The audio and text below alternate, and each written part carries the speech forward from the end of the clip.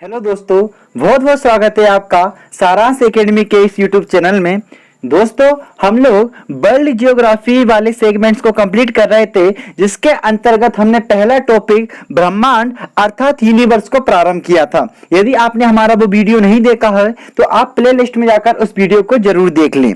दोस्तों, मैं आपसे एक रिक्वेस्ट और करना चाहता हूं कि दोस्तों, हम आपके लिए बहुत मेहनत से वीडियो बनाते हैं, तो आप इस वीडियो को ज्यादा से ज्यादा लाइक और शेयर करें। यदि आपने हमारे चैनल को सब्सक्राइब नहीं किया है तो चैनल को सब्सक्राइब कर लें और वीडियो को अंत तक जरूर देखें और अंत में आपसे जो प्रश्न पूछा जाए उसका जवाब कमेंट बॉक्स में जरूर बताएं। चलिए दोस्तों, शुरू करते हैं आज के टॉपिक को, जिसका नाम ब्रह्मांड था। दोस्तों, हमने ब्रह्मांड के बारे में पढ़ा था पिछले वीडियो में कि ब्रह्मांड जो है वो सूक्ष्म इकाइयों से लेके अनंत आकाश गंगाओं का सम्मिलित रूप है। वो क्या है? सूक्ष्म अणुओं से लेके अनंत आकाश गंगाओं का सम्मिलित रूप क्या कहलाता है? दोस्तों, ब्रह्मांड कहलाता है। हमने ये जाना था। बेसिकली दोस्तों, ब्रह्मांड जो होता है वो सुपर क्लस्टर से बना होता है। किससे बना होता है? सुपर क्लस्टर से बना होता है। अब आपके माइंड में प्रश्न आया होगा कि सुपर क्लस्टर क्या होते हैं? सुपर क्लस्टर दोस्तों, आकाश गंगाओं का जो समूह होता है वो क्या कहलाता है? सुपर क्लस्टर कहलाता है। क्या कहलाता है? सुपर क्लस्टर कहलाता है। याद रखना दोस्तों, आकाश गंगाओं का समूह क्या कहलाता है? सुपर क्लस्टर कहलाता है। और सुपर क्लस्टर को हम हिंदी में सरस्वती भी कहते हैं। क्या बोलते हैं दोस्तों? सरस्वती भी कहते हैं। तो हमने पढ़ा था कि ब्रह्मांड जो है वो सूक्ष्म अणुओं से लेके आकाश गंगाओं का समूह ब्रह्मांड कहलाता है। हमने ये पढ़ा था। फिर हमने पढ़ा था दोस्तों कि ब्रह्मांड की उत्पत्ति के संदर्भ में हमने विभिन्न सिद्धांत देखे थे, जिसमें हमने सबसे पहले टोलमी का भूकेंद्रीय सिद्धांत देखा था, कोपरनिकस का सूर्य केंद्रीय सिद्धांत देखा था और जॉर्ज लेमेंटियर का बिग बैंग थ्योरी देखी थी। और हमने जाना था कि जॉर्ज लेमेंटियर द्वारा जो बिग बैंग सिद्धांत है वर्तमान में यूनिवर्स उत्पत्ति का सबसे मान्य सिद्धांत है। ठीक है दोस्तों, ये हमने पिछले वीडियो में पढ़ा था। हम उसी क्रम में अब आगे बढ़ते हैं। दोस्तों, मैंने आपको बताया कि जो यूनिवर्स है वो सुपर क्लस्टर से मिलकर बना हुआ है। ठीक है, किससे बना हुआ है? सुपर क्लस्टर से मिलकर बना हुआ है। और सुपर क्लस्टर क्या होता है? आकाश गंगाओं का समूह होता है। आकाश गंगाओं का समूह होता है। अब दोस्तों, प्रश्न ये है कि आकाश गंगाओं का निर्माण कैसे होता है? तो दोस्तों, जब बिग बैंग हुआ, महाविस्फोट हुआ, तो तब हुआ क्या कि जो धूल कण हैं और जो गैसेस हैं उनके बादल बने। उनके क्या बने? बादल बने। और फिर हुआ हाइड्रोजन और हीलियम का संलयन हुआ, जिसके कारण विभिन्न तारों का निर्माण हुआ। तो आकाश गंगा क्या होती है? तारों का समूह होती है। आकाश गंगा क्या होती है? तारों का समूह होती है। ठीक है, और कोई भी आकाश गंगा का निर्माण निहारिका से होता है। किससे होता है? निहारिका से होता है। चलो मैं आपको बता देता हूं कि निहारिका क्या है। उससे पहले मैं आपको समझाता हूं अच्छे से। ये देखो, ये है निहारिका। निहारिका दोस्तों किसी भी आकाश गंगा का प्रारंभिक स्वरूप है। कोई भी जो आकाश गंगा है उसका प्रारंभिक स्वरूप क्या है? निहारिका है। और निहारिका दोस्तों दो चीजों से मिलकर बना होता है। कौन कौन से? सबसे पहले तो गैस प्लस धूल के कण।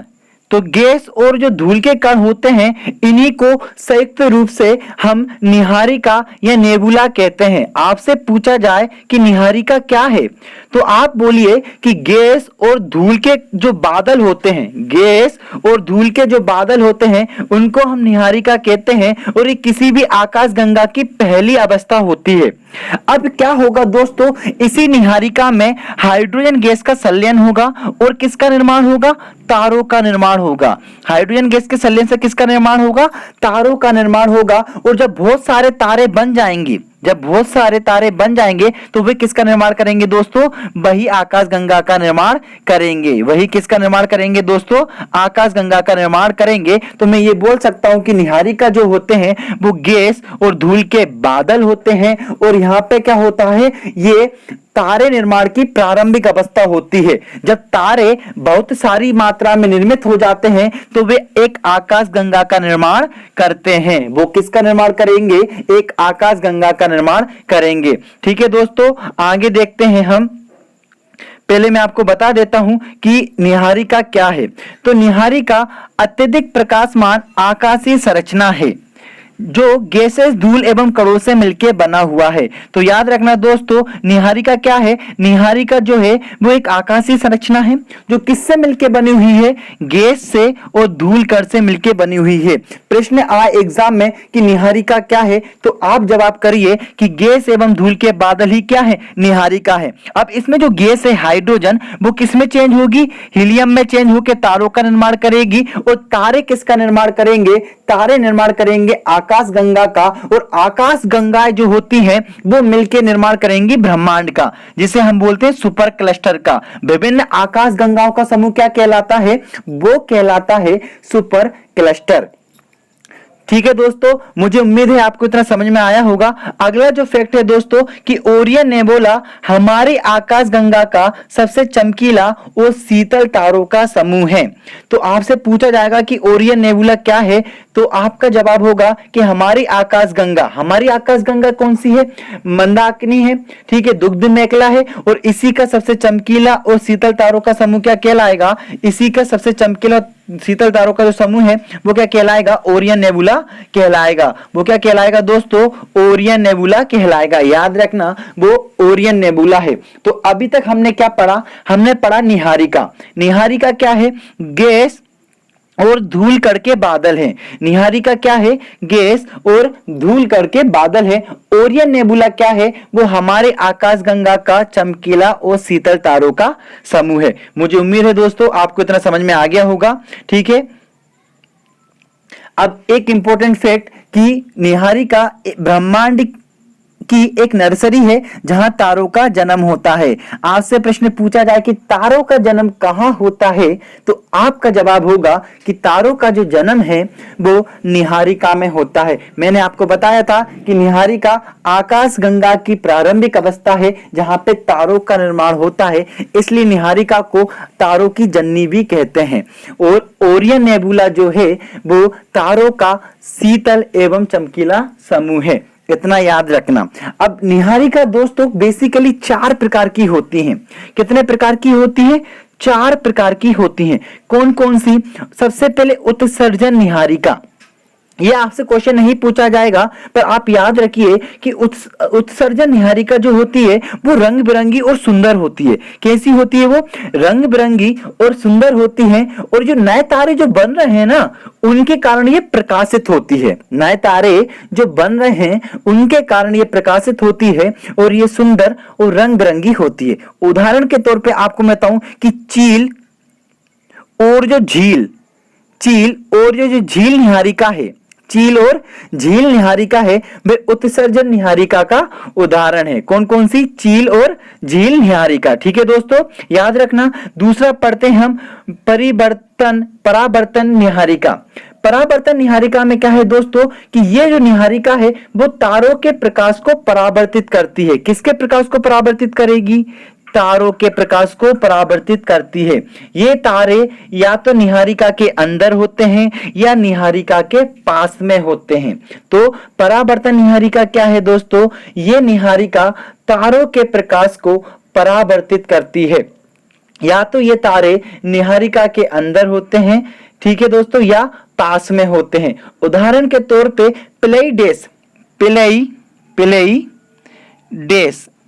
प्लेइडेस निहारिका जो है वो परावर्तन निहारिका का उदाहरण है। याद रखना दोस्तों, अभी हमने पढ़ा उत्सर्जन निहारिका जो सुंदर और रंग बिरंगी होती है। दूसरा पढ़ा परावर्तन निहारिका जो कि तारों के प्रकाश से परावर्तित होती है। अब हम पढ़ेंगे दोस्तों ग्रही निहारिका। ग्रही निहारिका क्या है दोस्तों?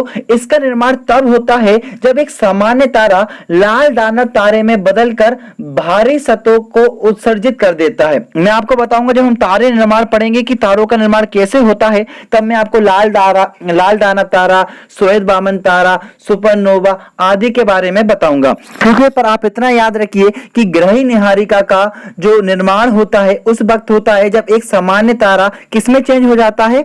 लाल दानव तारे में चेंज हो जाता है। ठीक है दोस्तों, और इसी वजह से इसका आकार कैसा होता है? गोल होता है। श्याम निहारिका क्या है दोस्तों? श्याम निहारिका जो है वो अपने पीछे से आने वाले प्रकाश, ये प्रकाश आ रहा है पीछे से, तो अपने पीछे से आने वाली जो प्रकाश है उसको क्या कर देती है, रोक देती है, एक दीवार की भांति कार्य करने लगती है। किस तरह, दीवार के भांति। और यही कारण है दोस्तों कि हमारा जो आकाशगंगा है हम उसे बहुत अधिक दूर तक नहीं देख पाते हैं। ठीक है दोस्तों, इतना याद रखना कि निहारिका 4 प्रकार की होती है, उत्सर्जन निहारिका, परावर्तन निहारिका, ग्रही निहारिका, श्याम निहारिका। ठीक है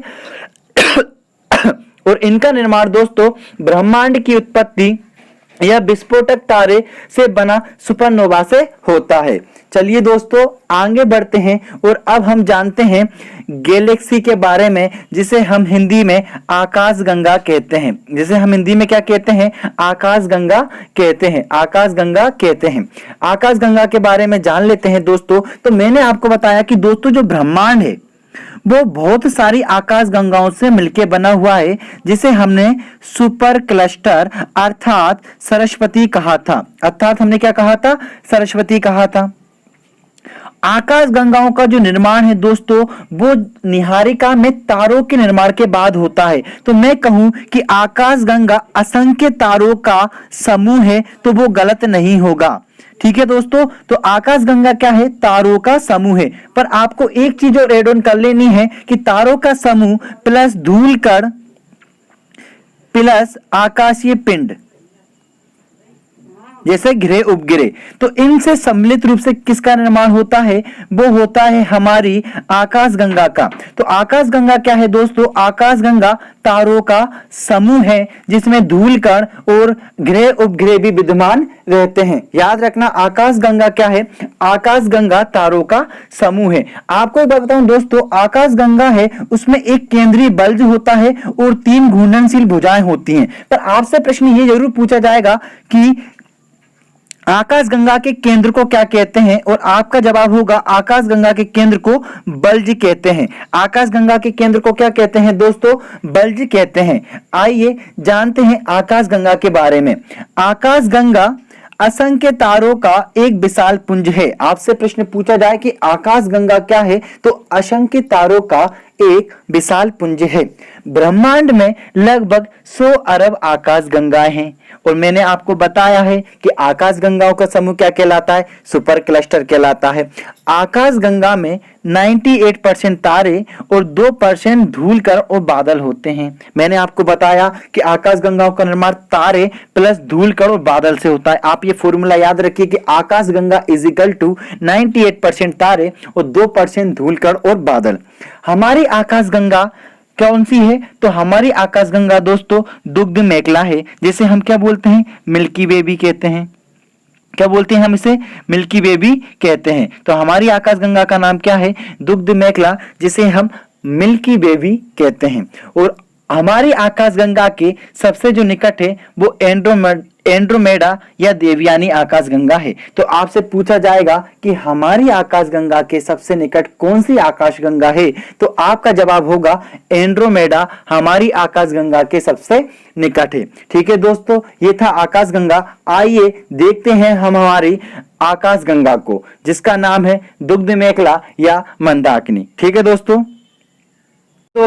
हमारी आकाशगंगा जिसे हम मिल्की वे भी कहते हैं, जिसे हम क्या बोलते हैं दोस्तों, मिल्की वे भी कहते हैं। मैंने आपको बताया था दोस्तों हमारी आकाशगंगा का जो केंद्रीय भाग है उसको हम क्या बोलेंगे, उसको बल्ज बोलते हैं। और आप इसका जो आकार देख पा रहे होंगे ये सर्पिला आकार, इसलिए हमारी आकाशगंगा का आकार कैसा है दोस्तों, सर्पिलाकार है। याद रखना हमारी आकाशगंगा का आकार कैसा है दोस्तों, हमारी आकाशगंगा का जो आकार है वो सर्पिलाकार है। ठीक है दोस्तों, और आकाशगंगा क्या होती है, बहुत सारे तारों से निर्मित होती है। और देखो ये दोस्तों हमारी आकाशगंगा के एक किनारे पे स्थित है हमारा सौर मंडल, ये आप देख पा रहे हैं, ये एक किनारे पे स्थित है।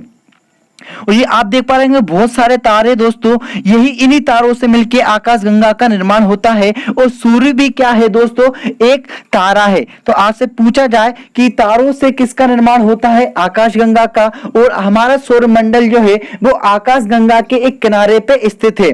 ठीक है दोस्तों, और सूर्यमंडल जो है आकाशगंगा के केंद्र को हम क्या कहते हैं दोस्तों, आकाशगंगा के केंद्र को हम वो बल्ज कहते हैं। और हमारी आकाशगंगा का आकार कैसा है दोस्तों, तो वो है हमारी आकाशगंगा का सर्पिलाकार। ठीक है दोस्तों, ये देखिए बहुत सारे तारों से मिलकर बना हुआ है। ठीक है, ये और ये है हमारा सौरमंडल।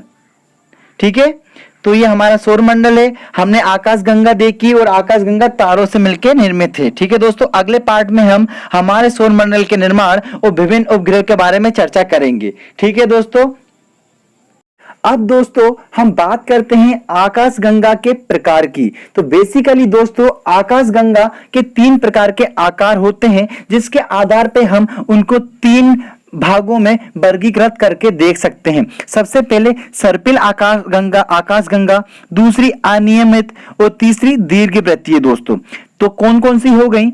सर्पिल, अनियमित और दीर्घवृत्तीय। ठीक है दोस्तों, याद रखना। अब सर्पिल क्या है दोस्तों? जो आप देख रहे हैं हमारी जो आकाशगंगा है वो सर्पिल आकार की है, तो आप ये स्वरूप देख रहे हैं ये सर्पिल है। अनियमित मतलब आड़ी टेढ़ी, जिसका कोई भी स्वरूप नहीं हो, वो अनियमित आकार की होती है। और दीर्घवृत्तीय दोस्तों, ये इस प्रकार की जो आकाशगंगाएं होंगी उनको हम दीर्घवृत्तीय आकाशगंगा बोलते हैं। मैं आपके बता दूं दोस्तों, ब्रह्मांड में 3% जो है वो अनियमित आकार के आकाशगंगा हैं, 80% जो हैं वो सर्पिल आकाशगंगा हैं और 17% जो हैं वो दीर्घवृत्तीय आकाशगंगा हैं। तो मैं अगर इन शॉर्ट बोलूं तो हमारे ब्रह्मांड में सबसे ज्यादा सर्पिल आकार की आकाशगंगाएं पाई जाती हैं। और हमारी आकाशगंगा मंदाकिनी या मिल्की वे का आकार कैसा है? सर्पिल आकार है, जो मैंने आपको बताया है। ठीक है दोस्तों, और हमने वीडियो में भी देखा कि हमारी आकाशगंगा का जो आकार है वो सर्पिलाकार है। ठीक है दोस्तों, तो अभी तक हमने किस किस के बारे में जाना? हमने निहारिका और आकाशगंगाओं के बारे में जाना। निहारिका के बारे में हमने जाना कि ये बादल होते हैं। किसके बादल होते हैं? तो ये धूल कण व गैस के बादल होते हैं। और इन्हीं में क्या होता है? तारों का निर्माण होता है। असंख्य तारों का जब निर्माण हो जाता है तो दोस्तों आकाशगंगा का निर्माण होता है। और बहुत सारी आकाशगंगाएं मिलके सुपर क्लस्टर बनाती हैं, जिसे हम सरस्वती भी कहते हैं। और सुपर क्लस्टर से ही ब्रह्मांड का निर्माण होता है। आइए दोस्तों, अब हम जानते हैं हिग्स बोसोन के बारे में। ठीक है दोस्तों, प्रश्न अब यह है दोस्तों कि पहले यह अवधारणा थी कि डोल्टन और महर्षि कर्णाद बता गए थे कि संपूर्ण जो विश्व है वो ब्रह्मांड है, और संपूर्ण जो पदार्थ है वो किससे मिलके बना हुआ है? परमाणु से मिलके बना हुआ है। देखो, पदार्थ किससे मिलके बना हुआ है? अणु से। अणु किससे मिलके बना हुआ है? परमाणु से। तो अभी तक हमारा यह मानना था कि परमाणु सबसे छोटी इकाई है, परंतु धीरे धीरे आगे हमने देखा कि परमाणु भी 3 मूलभूत कणों से मिलकर बना हुआ है, इलेक्ट्रॉन, प्रोटॉन और न्यूट्रॉन। तो ऐसा माना जाता था कि इसके बाद कोई भी ऐसी इकाई नहीं है जिससे ब्रह्मांड बना है। परंतु दोस्तों बात है 1964 की। 1964 में वैज्ञानिक हिग्स ने भारतीय वैज्ञानिक सत्येंद्र नाथ बोस की थ्योरी को आधार बनाकर बताया कि यह ब्रह्मांड एक मौलिक कण से बना हुआ है। यह ब्रह्मांड किससे बना हुआ है? एक मौलिक कण से मिलके बना हुआ है। ठीक है, ये किसने बताया? 1964 में प्रोफेसर हिग्स ने बताया। और किसकी थ्योरी को उन्होंने आधार बनाया? वो थी अपने भारतीय वैज्ञानिक आदरणीय सत्येंद्र नाथ बोस की थ्योरी को। तो फिर क्या हुआ? फिर ये खोज की जाने लगी कि आखिरकार ब्रह्मांड किस मौलिक कण से मिलके बना हुआ है। आखिरकार ब्रह्मांड किस मौलिक कण से मिलके बना हुआ है। और इसी की खोज के लिए जेनेवा में स्थित एक जेनेवा स्थित शरण में क्या हुआ? एक प्रयोग किया गया। कब किया गया? 2010 में किया गया, जिसे हम लार्ज हेड्रन कोलाइजर नामक महाप्रयोग कहते हैं। लार्ज हेड्रन कोलाइजर नामक महाप्रयोग कहते हैं। ठीक है दोस्तों, तो आइए जानते हैं कि उसमें हुआ क्या। आखिरकार कैसे हिग्स बोसोन का निर्माण हुआ। ठीक है दोस्तों, तो आप इतना याद रखिए, हिग्स बोसोन ब्रह्मांड के निर्माण की सबसे मौलिक इकाई है, सबसे मौलिक कण है, जिससे क्या हुआ? ब्रह्मांड का निर्माण हुआ है। जिससे क्या हुआ? ब्रह्मांड का निर्माण हुआ है। अब हुआ क्या दोस्तों कि सरन कहां पे है दोस्तों? सरन है जेनेवा में। अब 2010 में इसने क्या किया? एक महाप्रयोग किया धरती के सुरंग के नीचे 50 से 175 मीटर नीचे, लगभग 27.36 लंबे सुरंग में लार्ज हेड्रन कोलाइजर नामक महाप्रयोग किया। अब इसमें क्या किया दोस्तों, इसमें उन्होंने एक परमाणु के प्रोटॉन निकाले, परमाणु से क्या किया, प्रोटॉन निकाले और उन प्रोटॉनों को अत्यधिक तीव्र गति से टकराया, उन प्रोटॉन को अत्यधिक तीव्र गति से टकराया और इससे क्या हुआ, एक मौलिक कण की उत्पत्ति हुई जिसे हिग्स बोसोन कहा गया। फिर एक वैज्ञानिक थे, उन्होंने उसको गॉड पार्टिकल नाम दिया। आइए मैं आपको चित्र के माध्यम से समझाता हूं दोस्तों। यह है मॉलिक्यूल, मॉलिक्यूल का मतलब होता है अणु, अणु में से यह है परमाणु दोस्तों, जिसमें इलेक्ट्रॉन प्रोटॉन और न्यूट्रॉन होते हैं। अब हमने क्या किया, इस इलेक्ट्रॉन प्रोटॉन न्यूट्रॉन में से प्रोटॉन को ले लिया, ठीक है, ये प्रोटॉन है, और इन प्रोटॉनों की क्या कराई, हमने टक्कर कराई दोस्तों।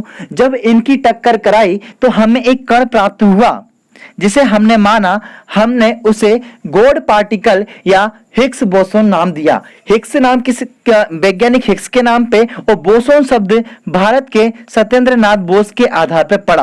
तो इस प्रकार दोस्तों हिग्स बोसोन ब्रह्मांड की मौलिक इकाई है। मुझे उम्मीद है दोस्तों आपको समझ में आ गया होगा कि एक अणु, अणु में से हमने लिया परमाणु, परमाणु में से 3 तत्व होते हैं, इलेक्ट्रॉन प्रोटॉन और न्यूट्रॉन। हमने चूज किया प्रोटॉन और प्रोटॉन की आपस में टक्कर कराई और फिर जिसका निर्माण हुआ उसे हमने क्या बोला, हिग्स बोसोन या गॉड पार्टिकल बोला। आइए जान लेते हैं हिग्स बोसोन के बारे में। पदार्थ निर्माण की सबसे आधारभूत इकाई को हम हिग्स बोसोन कहते हैं। 1964 में हिग्स ने अवधारणा का प्रतिपादन किया जो सत्येंद्र नाथ बोस की थ्योरी पर आधारित था, और उन्होंने क्या बोला कि जो ब्रह्मांड है वो एक मौलिक कण से मिलकर बना हुआ है, और उसी मौलिक कण की खोज के लिए सरन के द्वारा 2010 में प्रयोग किया गया, जिसके परिणाम हमें 2012 में प्राप्त हुए। अब दोस्तों प्रश्न यह है कि हिग्स बोसोन को गॉड पार्टिकल किसने कहा, तो वो कहा लियोन लैंडर ने। किसने कहा, लियोन लैंडर ने गॉड पार्टिकल कहा हिग्स बोसोन को। ठीक है दोस्तों, इतना याद रखिए, मुझे उम्मीद है आपको समझ में आ गया होगा। अब जानते हैं दोस्तों सरन के बारे में। मैंने आपको बताया सरन क्या है दोस्तों, एक अनुसंधान करने वाली संस्था है जो कहां पे स्थित है, जेनेवा में स्थित है, जिसे हम क्या बोलते हैं, यूरोपीय नाभिकीय अनुसंधान संगठन बोलते हैं। ब्रह्मांड के रहस्यों को जानने के लिए 30 मार्च 2010 में यह प्रयोग शुरू किया गया। स्थान कौन सा था, जेनेवा स्विट्जरलैंड। पृथ्वी की सतह से 50 से लेके 175 मीटर नीचे लगभग 27.36 किलोमीटर लंबी सुरंग में लार्ज हेड्रन कोलाइडर। याद रखना, आपसे पूछा जाएगा कौन सा महाप्रयोग किया गया था, आपका जवाब होगा large hadron collider. Large hadron collider महाप्रयोग सफलतापूर्वक किया गया। इसमें क्या किया गया था, यह भी मैं आपको बता चुका हूं कि इसमें जो प्रोटॉन है उनको बहुत ही तीव्र गति से, लगभग प्रकाश की गति से आपस में टकराया और इस प्रकार हिग्स बोसोन के निर्माण का प्रयास किया गया। ठीक है दोस्तों, याद रखना, और इसे ही क्या माना गया, ब्रह्मांड की सबसे मौलिक इकाई या बेसिक यूनिट माना गया।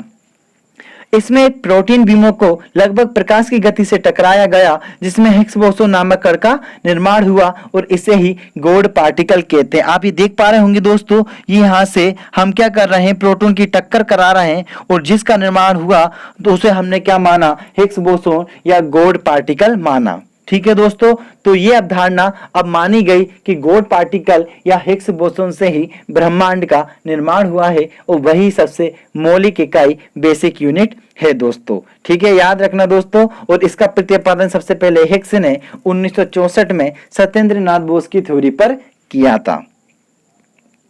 एक बार मैं आपको क्विक रिवीजन करा देता हूं दोस्तों।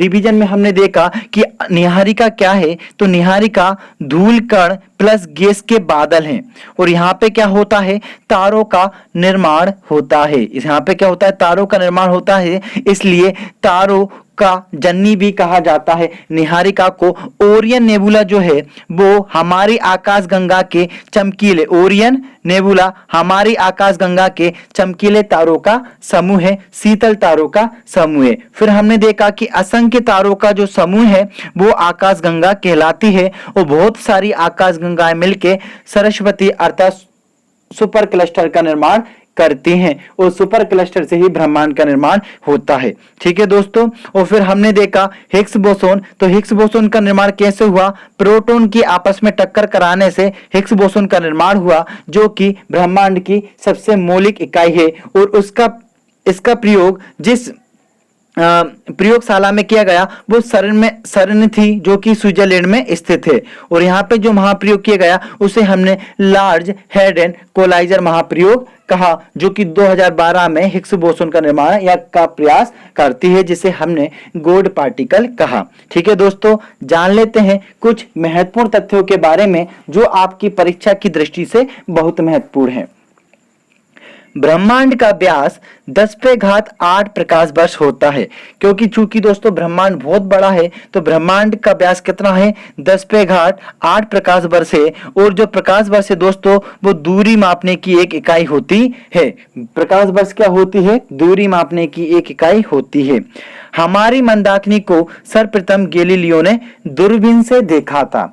तो हमारी मंदाकिनी को सबसे पहले किसने देखा? गैलीलियो ने देखा दूरबीन से। तो सबसे पहले मंदाकिनी को गैलीलियो ने देखा। आकाश गंगा का सबसे नजदीकी मंदाकिनी देवयानी या एंड्रोमेडा है। मैंने आपको बताया था दोस्तों कि सबसे पास में कौन सी? एंड्रोमेडा या देवयानी है।